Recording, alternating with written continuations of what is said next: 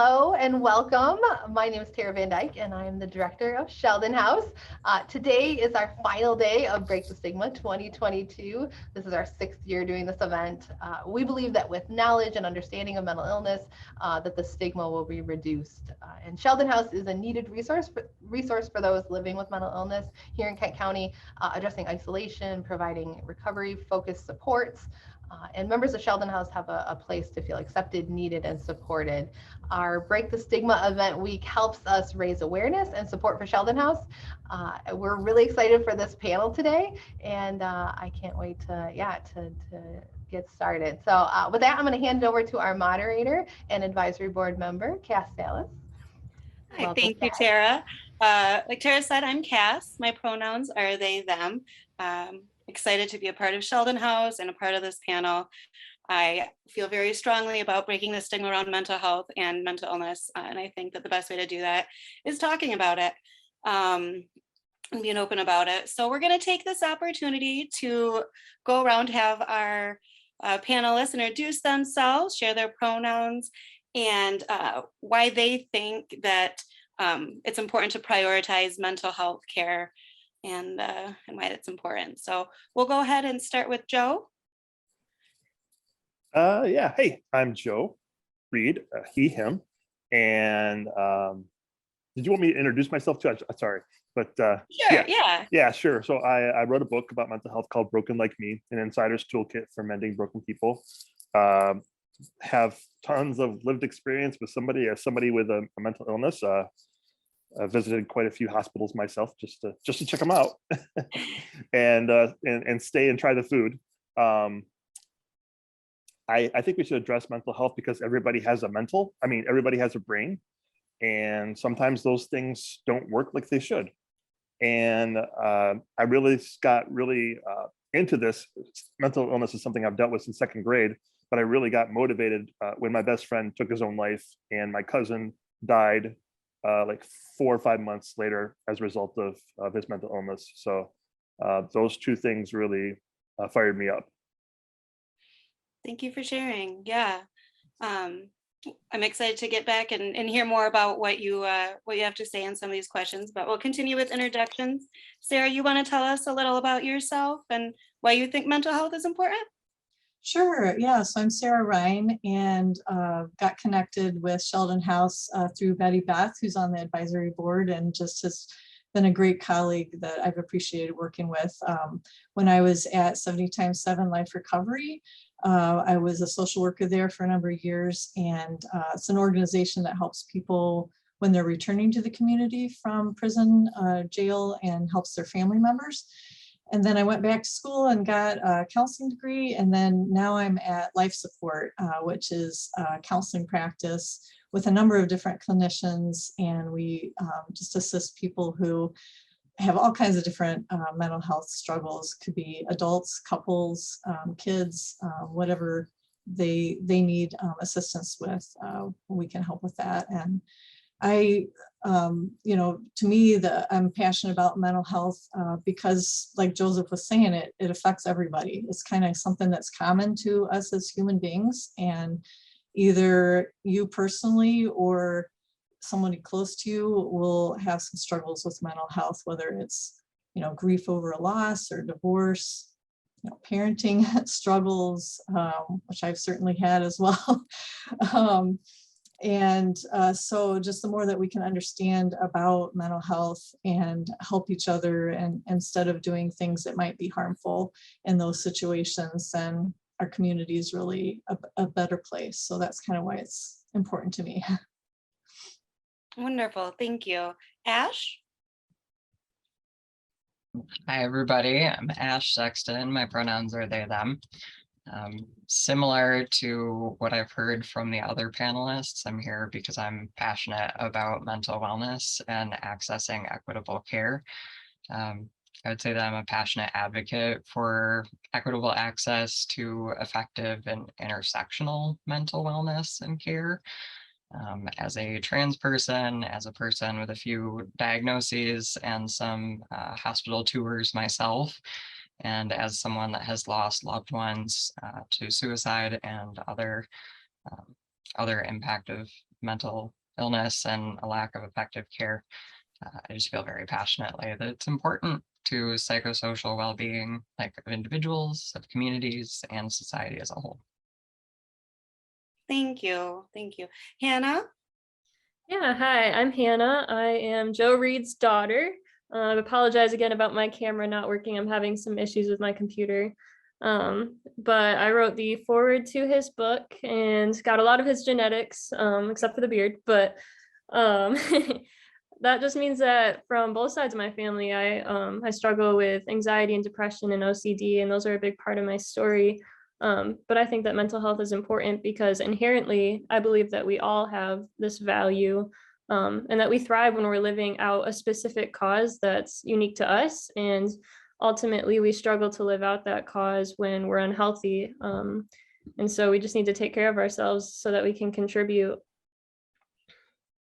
Yeah, I appreciate that. Thank you. And that's such a point of what Sheldon House is about, helping people to on their journey towards mental wellness and being a part of a community. And I liked how you said that about finding their cause. So thank you all so much again for joining us here. We'll go ahead and jump right into the questions. Sarah, we'll start with you. What are some of the common obstacles for people that you found in their mental wellness journey? Yeah, so first just want to mention that, of course, there's a lot of diversity in people's experiences with mental health. So just want to put that out there. But some common themes that I've seen is that mental health struggles can often be a hidden thing. And so unlike maybe like a physical illness or injury, like a broken leg, say, where it's obvious from what you can see that someone is struggling and may not be able to do things exactly the way other people can. Mental health struggles not as easily observed. And so sometimes people make assumptions and judgments, and there can be a lot of misunderstandings from the behaviors that are seen, but not knowing really what's going on behind that. And so sometimes I think that's an obstacle I've seen people have to deal with, as well as a couple other things, like just when you're in pain, sometimes we all develop unhealthy coping mechanisms. And so it can be just a lot of hard work for any of us to learn new habits, new ways of coping, and that can be an obstacle, I think, that people face. And then broken relationships too is either sometimes broken relationships contributing to the development of mental health struggles, or sometimes what we end up doing when we're struggling ends up hurting ourselves or other people, and so those relationships are broken, and so having to repair social connections and maybe replace some social connections, and that can be really important, something that I've seen be really important as an obstacle to overcome to be able to recover. Yeah, thank you. Again, with that theme of relationships and community and how important that is, and how much we can alienate ourselves from other people when we are deep in our heads. So very good point. Thank you. Joe, now, what is a way that you have grown by challenging your own beliefs about mental illness and the stigma attached to various diagnoses? Yeah, this was probably the toughest question of the list to answer, and but I'm grateful it was there, because it made me kind of dig deep into some of my past that I just didn't think a lot about. So, when I first kind of found out that mental illness was a thing and that I was struggling with it, and there was a name for all of the things that I was dealing with, I was adamantly opposed to medication. It was 2001. I had just got out of Forestry Hospital, which is over in Cascade. Spent 2 lovely weeks, and I don't know. I grew up in like a very traditional, conservative, fundamental Christian background, and everything was prayed for, and that's how you solve stuff. And I just thought it was me. I just thought it was, I have very little self-control. I'm a poor decision maker. And I was just blaming myself. And if I thought to myself, if I would just do this or do that, then I wouldn't have these thoughts, then I wouldn't have this struggle, then I wouldn't deal with this habit. And so having excellent therapists and a great support system and kind of dealing with my own personal prejudices, like that helped me, tackle that one arena of, okay, and my wife, she's just really great at motivating me, just to take the medication, and she knows, and people around me notice when I'm taking my medication, I'm doing better. So I trust them. I still don't like taking medication, but I understand and I trust the people around me that say it's good for me, because I don't like the side effects of it. But aside from that, that was a big deal for me. Yeah. And the medication, the stigma of medication, like whenever I do a presentation, I always start off with like taking my medication on the screen, but I didn't do that here. So been on medication for 20 years. So yeah, that's a great point, and something that I feel I hear a lot. For people, they're like, well, it's okay. It's just like, I don't need it, or it's not for me. And that idea of internalizing, beating yourself up over something, and then realizing that it's not just your fault. That's really thank you for sharing. I still struggle with that. Like I still blame myself so much. It's like, oh, I gotta believe the scientists. I gotta trust my friends, So yeah. Yeah. Ash, same question. You want me to repeat that again? I think I've got the gist of it still. Thank you. So Joe, you said a lot of things that resonated there.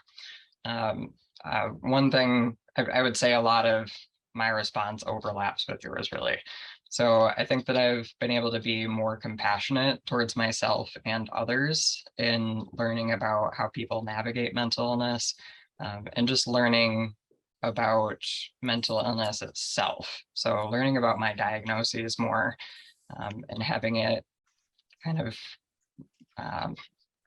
reinforced in my mind that it is something that it's okay to have medication for. Similarly to if I had a heart issue, I might take heart medication. It's no different for me to need, a mood stabilizer or an antipsychotic for my bipolar diagnosis. It doesn't influence my value as a person or my abilities or growth potential. That's something it was easier to see in others and that I struggled with seeing for myself. So doing some deep reflection, stepping back, calling myself on those double standards, and just using, academically validated information to kind of reinforce. Like, I don't know better than scientists and research studies. Like, truly, I can trust those more than I can what my brain is saying about me right now. Yes, wonderful. Thank you. Hannah, what has been the most exciting change that you have seen in the mental health world in recent years? Yeah, so I think that I have a bit of a different experience than, say, my dad, or maybe some of you on the panel, because I'm a little younger. Like I'm 22, and I hear a lot of really good conversations around mental health, and pretty much for as long as I can remember, I think it's been an issue that's been brought up, and brought up in healthy ways, and people have been seeking understanding. And so I think that in itself is just exciting to me, the fact that it's being talked about. And I think more and more it's being accepted. And I've just seen this vulnerability. And so I think that's just kind of exciting to see as a young person. Yeah, thank you. That's exciting to hear. Yeah. as someone slightly older than you. Sarah, now you've been in this field for quite a few years. So same question. Yeah, I guess something that's been exciting to me to see is that there's more acceptance and understanding of the role of trauma in mental health. And that's led to more trauma-informed care with people and specific treatment methods that are more effective in helping people get unstuck when they've been through those adverse experiences, and instead of maybe some of the other approaches that weren't taking that into account. So that I've been really glad to see that take place more recently. Yeah. Trauma is one of those keywords that you hear pop up, and I feel like people think about it as a word that they get too much in their head about this idea of it. But when you break it down, you really just think about different traumas that we experience through life and how we respond to those, and breaking down that every person has them. We just have them a little differently, I think really helps open up that conversation. Great point. Thank you. I'm going to ask this question for everybody. I want to know how you have been inspired by another person's mental illness journey or mental wellness journey. How have you been inspired by someone else? We'll start with Hannah. Yeah, so not to be too obvious, but my dad, who is also on this panel, Joe Reed, inspires me a ton. I think just being so much like him, thinking so similarly to him, and identifying so much with him. As soon as he kind of started his own transformation, after the death of his best friend, my life completely changed along with him. And I think that trauma and some of the bad things, those are generational, but so are the good things. So are hope, and so are healing. And so that's something that he's also passed down on to me. And I'm super thankful for that. And yeah, so I think just every day with the ways that he's just faithful to his own journey, it inspires me to keep going. And it really has changed my life. Beautiful. Thank you. I'm so happy to have you both here on the panel. In general, that was a wonderful response. Thank you. Ash, who has inspired you? Oh gosh, I'm feeling inspired by the dynamic father-daughter duo on the call right now. I mean, all of you have offered some inspiration already today, which is great. I think that I've been inspired by a lot of people that I've known well, and people that I've just seen walking into, get treatment or going to therapy and not looking like they have the energy to do that. I think anybody that has the courage to seek out mental wellness in whatever way works best for them is inspiring. And it's part of why I started seeking out treatment when I was younger. Thank you. Sarah, how have you been inspired by others' mental wellness journeys? Yeah, so especially when I was working at 70x7 Life Recovery and just seeing people who were involved with the criminal justice system, but as I mentioned with trauma, had also, society might have labeled them just only as an offender, but really a lot of, as I listen to people's stories, they've been through a lot of traumatic experiences themselves that had shaped their course of their life. And so, the obstacles sometimes just seemed insurmountable, but seeing people press through those and when given an opportunity, make changes in their lives that were quite difficult and be able to contribute, their gifts and talents to our community, where we would really be missing out if they weren't given an opportunity to progress. And that's definitely inspired me being there, I would say. And then just seeing family members too, like, Joseph and his daughter, but seeing sometimes the sacrifices that family members make to stay connected with their loved ones and be that support person. Recently, I would say, where I'm counseling now, I've just been really inspired by that. And just staying present with people, moving through that process.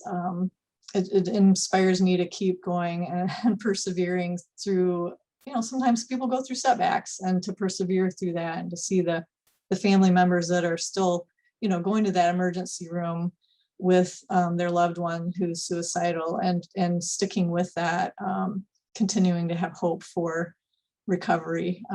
definitely inspired me. So. Thank you. Joe. Well, I feel like I should have to answer my daughter. And she is, I've seen her grow, and it's been inspiring. But the one person that came to my mind initially when I was filling this, looking at your statement, was my friend Nathan, who used to pour himself out. He adopted 8 kids. He struggled like I did. Him and I were both in and out of the hospital. But the one thing about Nathan is that he would live a life without boundaries and try to help people without to excess. And I know when you think of inspiration, you usually think of somebody positive, but this Nathan gentleman was my best friend that died. And I was inspired by both his passion to love people and also inspired in a weird way by his lack of boundaries to be able to set healthy boundaries for me. And quite frequently I think about, I think about just trying to make him proud with some of the things I'm doing. Yeah, so it was a kind of a twisted inspiration, but for sure an inspiration. Yeah, absolutely. Thank you. Wonderful answers. Again, I'm just so pleased and inspired by all of you being here on this panel. Thank you so much. It's exactly these kinds of conversations is how we break the stigma. We continue to talk about it and to talk about the lives that have been lost to mental illness. I think that's really important. Thank you. All right, well, about to wrap up here. One final question. I'll start with Ash. If you were in charge of federal funding, what changes would you make to the healthcare system? Okay, this is where we start the breakout panel. So I wanted to answer this question because I think it's a really complex one and a really important one. But I want to start out with a little kind of snippet that I got from an APA article that I read a while back. So as a recommendation by the APA, it's to eliminate disparities in mental health status and mental health care through the use of psychological and behavioral research and services that are culturally and linguistically competent. A lot of what my answer is would kind of fall into that category. So like making a greater effort and increasing funding to do better research and understand and publicize those results and increase visibility and conversation around disparities in seeking healthcare in general, but particularly in this context, mental health care. Increasing funding to train mental and behavioral health professionals, developing strategies and policies that involve people from those underrepresented communities so that they can speak to what their needs are and have those intersectional voices in the room to develop sustainable strategies. And just kind of increasing conversation on a federal level from politicians and other representatives of organizations that have a lot of power and visibility and influence that they could use to get that funding to go to the right places. Not sure if that exactly answers it. I got a little bit. Well, there's not a right or wrong answer here. I feel like that was a good answer.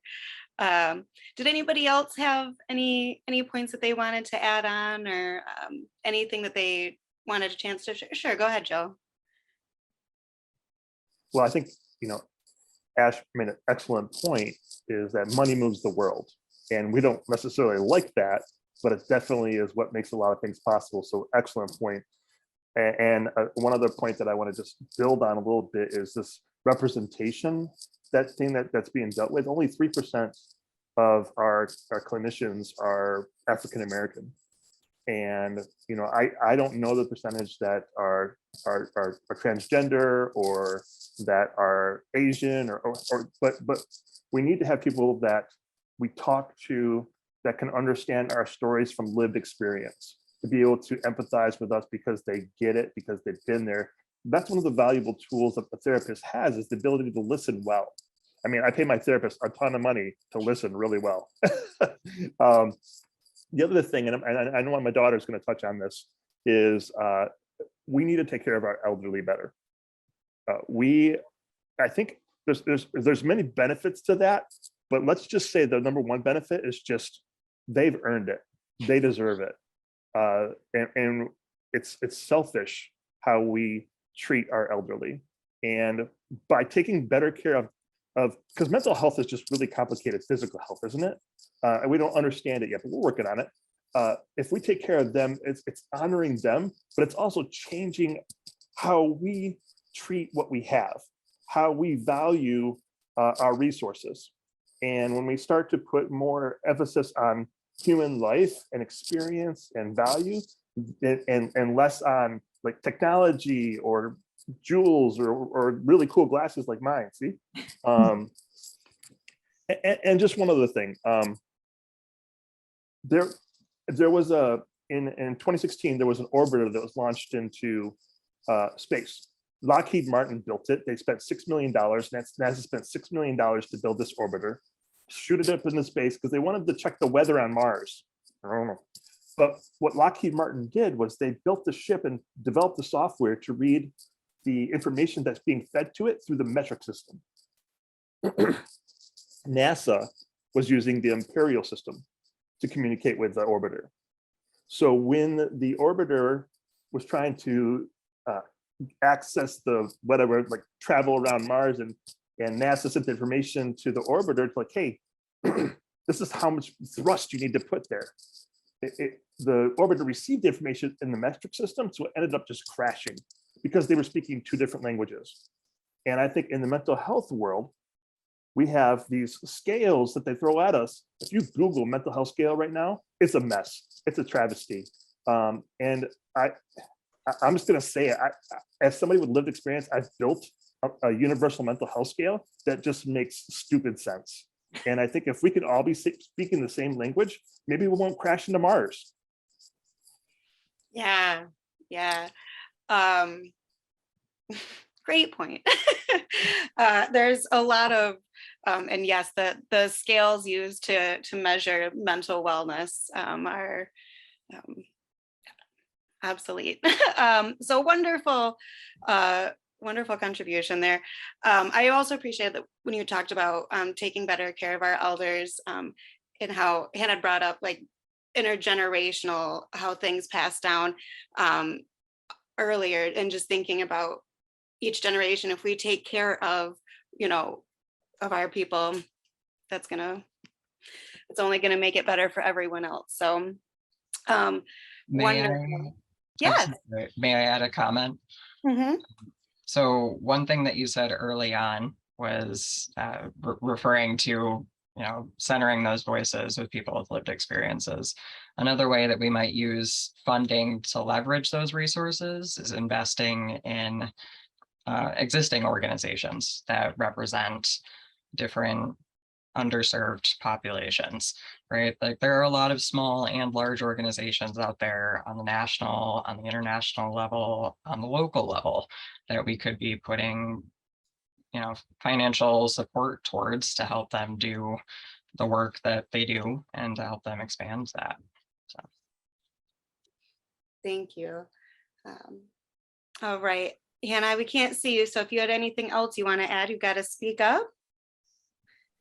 Not necessarily. I'm glad that my dad brought up the elderly because that's a passion of mine. I worked in a nursing home only for about 3 months in the past, and I was just kind of blown away by the condition of them. And so that's definitely a focus of mine, and I think that needs to be an increasing focus as we move forward. But so thanks for bringing that up. But yeah, it was a really good discussion. It was just nice to listen to all of you. Agreed. Wonderful. Thank you so much. I'm going to hand it back to Tara to wrap us up here. Awesome. Thank you all very much. That was great. Such thoughtful answers, and really appreciate the time you put into preparing for this discussion and really, just being really present and sharing, your experiences and thoughts on these topics. Also want to just take a minute and thank everyone that participated this week in any of the events that we've had. It's been a busy week. We've had a lot of things happening every day from Monday to today. There's been something to get involved with. So we really appreciate your involvement. It means a lot to us, and the impact is truly far reaching. So thank you. Of course, a huge thank you to all of our members, our clubhouse members, our clubhouse staff, our advisory board, community partners that made this week possible. Everyone has put a ton into this, and it's just been amazing to see everyone come together. Thank you very much. And with that, yeah, Sheldon House Break the Stigma Week 2022 is a wrap. So if you're interested in learning more about Sheldon House or mental health conversations in general, we would love for you to connect with us. You can go to our website and reach out to us that way. You can contact us that way. You can also sign up for a monthly discovery tour that we do. We'd love to meet you. So sign up for that if you're interested in learning more, and have a wonderful rest of your day. Thank you again to our panel. What a pleasure it has been. So thank you.